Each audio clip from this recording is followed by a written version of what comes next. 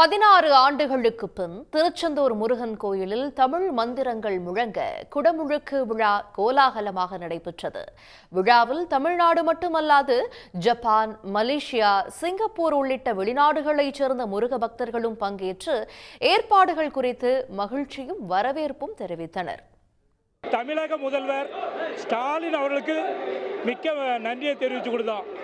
ஏன்னா இந்த ஆண்டு ஒரு பிரைவேட் நிறுவனமும் சேர்ந்து தமிழக அரசும் சேர்ந்து நம்ம அமைச்சர் சேகர் பாபு சார், மற்றபடி அவங்களுடைய சொற்பொழிவாளர் எல்லாருமே கந்தனுடைய பொருள் இது எல்லா விளக்கங்களும் தெரிவித்து நல்லபடியாக சீரும் சிறப்புமாக மகா கும்பாபிஷேகத்தை நடத்தியுள்ளார்கள். வெற்றிவேல் முருகனுக்கு. தமிழில் அருமையான பாட்டெலாம் பாடி எல்லா பக்தர்களுக்கும் ஆனந்த பரவசம். உண்மையிலுமே ரொம்ப சந்தோஷமாக இருந்தது.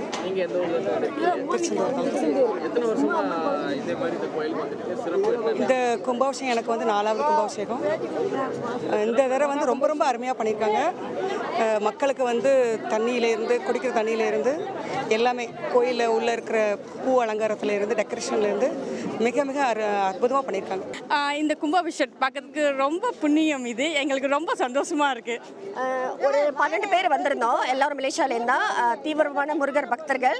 முருகன் 6 படை வீடு யாத்திராக்கு வந்திருந்தோம். ஸோ இந்த கும்பாபிஷேகத்தை எப்படியாவது கலந்துக்கணும்னு முடிவு பண்ணி இன்னைக்கு முருகன் அருள்னால இன்னைக்கு நாங்கள் எல்லாம் அங்கே இருக்கோம்.